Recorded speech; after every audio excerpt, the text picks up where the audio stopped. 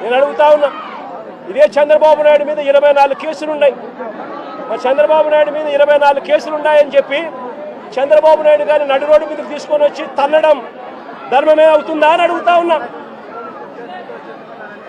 చంద్రబాబు నాయుడు మీద కూడా 24 కేసులు ఉన్నాయి. ఆయనను కూడా రోడ్డు మీదకి తీసుకొని వచ్చి తంతే ధర్మమేనాది? ఇదే పోలీసులను అడుగుతా ఉన్నా, కేసులు ఉన్నాయి కదా అని చెప్పి, పాత కేసులు ఏదో ఉన్నాయని చెప్పి నువ్వు చేసిన పనికి జస్టిఫైబుల్ కారణం కాదది. కేసులు ఉంటే ఆ కేసులు తేల్చాల్సింది కోర్టులు.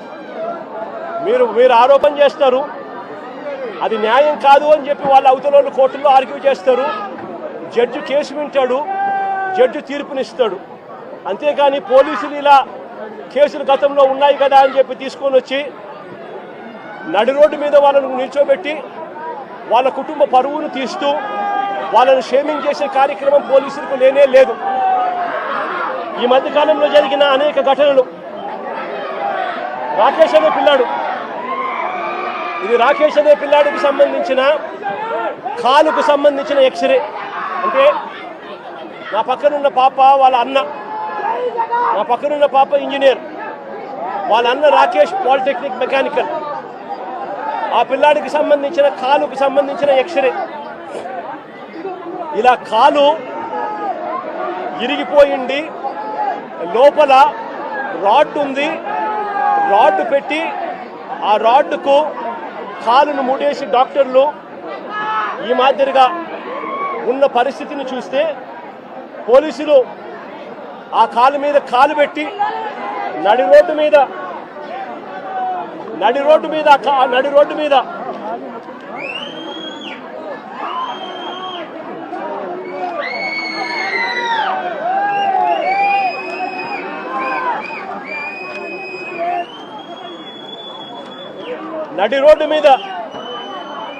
ఆ పోలీసు కాలు తొక్కుతూ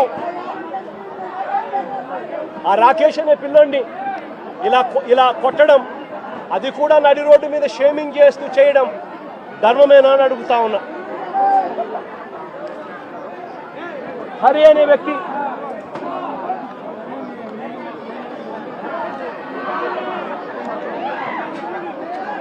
హరికృష్ణ అనే వ్యక్తి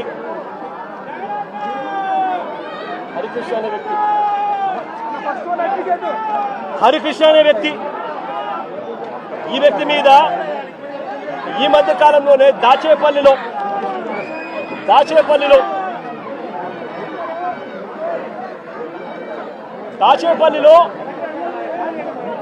హరికృష్ణ అనే వ్యక్తిని తప్పుడు కేసు పెట్టి ఈ మధ్య కాలంలోనే దారుణంగా సిఐ క్వార్టర్స్ లో పడేస్తే, ఇంత దారుణంగా కొట్టి పడేస్తే వారి తల్లిదండ్రులు, గ్రామస్తులు వచ్చి ఆందోళన చేసి ఈ పిల్లాడిని రక్షించుకున్నారు. ఈ కేసులో కూడా ఎలాంటి గాయాలు జరగలేదని, ఎలాంటి గాయాలు ఆ పిల్లాడికి రాలేదని డాక్టర్లు దొంగ సర్టిఫికెట్ కూడా ఇప్పించుకున్నారు. ఆ పిల్లాడు ఈ రోజు కూడా నడవలేని పరిస్థితిలోనే ఆ పిల్లాడు ఉన్నాడు. రాజమండ్రిలో పులిసాగర్ అనే సోషల్ మీడియా యాక్టివిస్టు, రాజమండ్రిలో పులివీరన్న అనే రాజమండ్రిలో పులిసాగర్ అనే సోషల్ మీడియా యాక్టివిస్టు ఈ పిల్లాడు కూడా దళితుడే. ఈ పిల్లాడిని కూడా ఇదే మాదిరిగానే పోలీస్ స్టేషన్లో అగ్ననగ్నంగా ఈ పిల్లాడిని రాత్రంతా పెట్టారు, రాత్రంతా చిత్రహింసలు పెట్టారు. పోలీసులా వీళ్ళు రాక్షసులని అడుగుతా ఉన్నాం. సోషల్ మీడియాలో ఈ పిల్లాడు క్వశ్చన్ చేసిన దానికి ఈ పిల్లాడి పరిస్థితి రాజమండ్రిలో ఇది. ఆడపిల్లలను కూడా చూడకుండా సుధారాణి అనే వైఎస్ఆర్సీపీకి సంబంధించిన యాక్టివిస్టు, కృష్ణవేణి అని వైఎస్ఆర్సీపీకి సంబంధించిన ఇంకొక మహిళా యాక్టివిస్టు, వీళ్ళిద్దరూ కూడా ఆడపిల్లలను కూడా చూడకుండా నెలలు రకరకాల పోలీస్ స్టేషన్లు వీళ్ళని తిప్పారు. రకరకాల పోలీస్ స్టేషన్లలో వీళ్ళ మీద కేసులు నమోదు చేస్తూ వీళ్ళను తిప్పుకుంటూ వచ్చారు. నేను అడుగుతా ఉన్నా, డెమోక్రసీలో మనం ఉన్నామా లేదా అన్నది ప్రజలందరూ కూడా ఆలోచన చేయాలని అడుగుతా ఉన్నాను నేను అందరినీ కూడా. రాష్ట్ర వ్యాప్తంగా కూడా ఇలాంటి ఘటనలు జరుగుతూ ఉన్నాయి. పోలీసులు తెలుగుదేశం పార్టీకి సంబంధించిన రెడ్ బుక్ రాజ్యాంగాన్ని అమలు చేయడంలో నిమగ్నమై ఉన్నారు. మొట్టమొదటిసారిగా రాష్ట్రంలో ఈరోజు చూస్తూ ఉన్నాం. తెలుగుదేశం పార్టీ సాక్షాత్తు సిఐల్ని, సాక్షాత్తు డిఎస్పీల్ని, సాక్షాత్తు ఎస్ఐల్ని ఉపయోగించుకుంటూ పోలీసులను కలెక్షన్ ఏజెంట్లుగా వాడుకుంటా ఉన్నారు. ఎమ్మెల్యేలు వ్యాపారం చేస్తారు. మద్యం దగ్గర నుంచి, ఇసుక దగ్గర నుంచి, మట్టి దగ్గర నుంచి, నియోజకవర్గంలో జరుగుతూ ఉన్న పాకాట క్లబ్బుల నుంచి అన్నింటిలోనూ కూడా ఎమ్మెల్యేల దగ్గరుండి నడిపిస్తారు. పోలీసుల దగ్గరుండి వాళ్ళకు ప్రొటెక్షన్ ఇస్తారు. దగ్గరుండి పోలీసులు వాళ్ళ దగ్గర నుంచి మామూలు వసూలు చేస్తూ ఉన్నారు.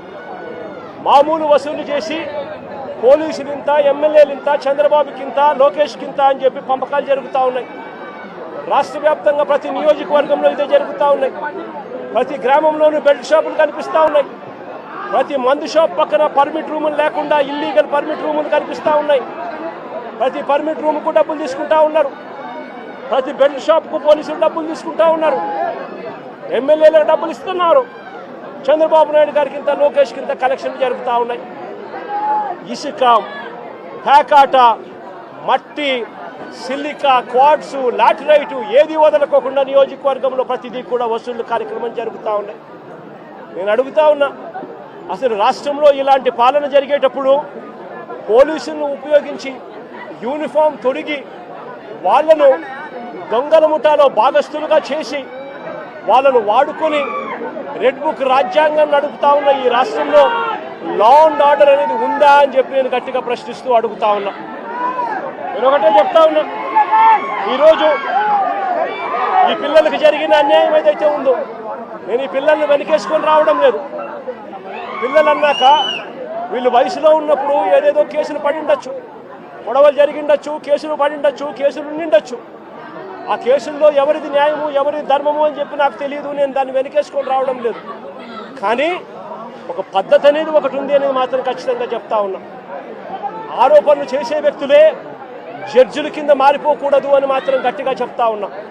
ఆరోపణలు చేయడం మీద ఆరోపణలు మీరు చేసినప్పుడు జడ్జిలుగా ఉన్న కోర్టులు ఇరువైపులా వాదనలు విన్న తర్వాత ఎవరిది అన్యాయము, ఎవరిది న్యాయము అని చెప్పి వాళ్ళు కోర్టుల్లో తీర్పులు ఇస్తారు.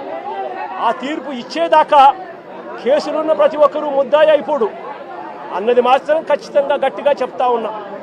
అలా కేసులు గతంలో ఉన్నాయి అని చెప్పి ఒక కారణం చూపించి నడి రోడ్డు మీద తీసుకొని వచ్చి నడి రోడ్డు మీద వాళ్ళ కుటుంబాన్ని, వాళ్ళ పరువు ప్రతిష్టలను, వాళ్ళందరినీ కూడా తీరుస్తూ పరువు ప్రతిష్టలను మట్టి కలుపుతూ నడి రోడ్డు మీద వాళ్ళని కొట్టే అధికారం పోలీసులకు ఎవరిచ్చారు అని మాత్రం గట్టిగా ప్రశ్నిస్తూ అడుగుతా ఉన్నా. ఇప్పుడు ఈ పాప పెళ్లి కావాల్సిన పాప, ఈ పాప ఇంజనీర్, ఇదే కుటుంబంలో ఉంది. వీళ్ళ కుటుంబానికి సంబంధించిన పరువు ఎవరు తీసుకొని ఇస్తారు అని చెప్పి నేను అడుగుతా ఉన్నా. ఈ రకంగా వీళ్ళ కుటుంబాలతో ఆడుకోవడం ధర్మమేనా అని మాత్రం ఖచ్చితంగా అడుగుతా ఉన్నా. రాకేష్ చెల్లెలు engineer, Victor junior advocate, Victor చెల్లెలు కూడా ఇంజనీర్, విక్టర్ వాళ్ళ నాన్న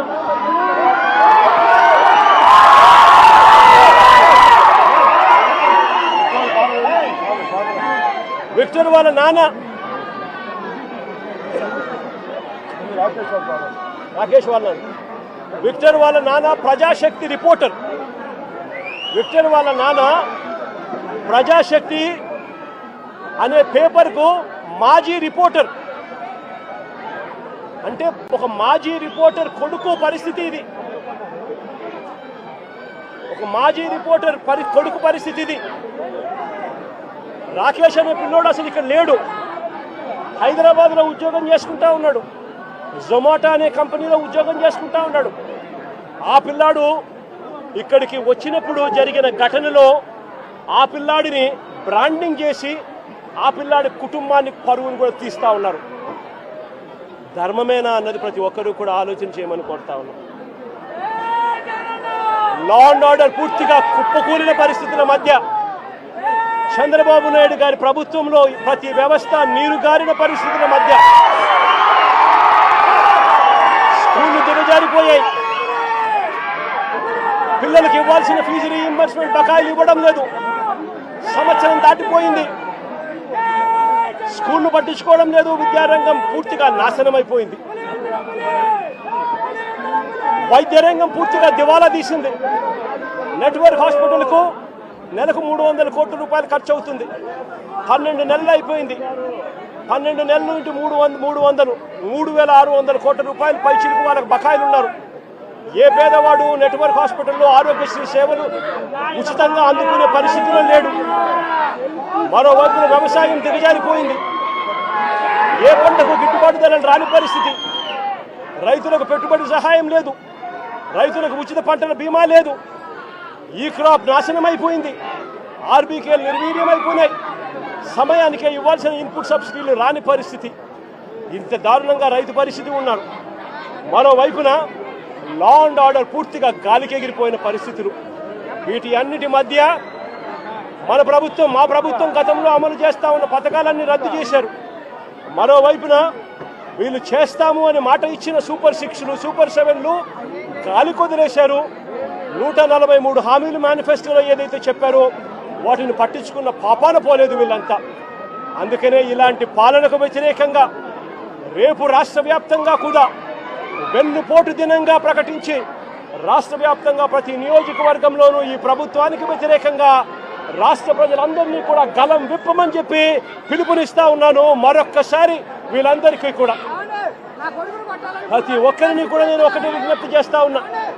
ఇలాంటి ప్రభుత్వం కొనసాగడం ఏ ఒక్కరికి కూడా మంచిది కాదు. ఇలాంటి ప్రభుత్వం ఎంత త్వరగా ఈ ప్రభుత్వాన్ని సాగనంపితే ప్రజలు అంత సస్యశ్యామలంగా బతికే పరిస్థితి ఉంటుంది అని చెప్పి ప్రతి ఒక్కరూ కూడా కలిసి రావాలి అని చెప్పి కోరుతూ సెలవు తీసుకుంటారు.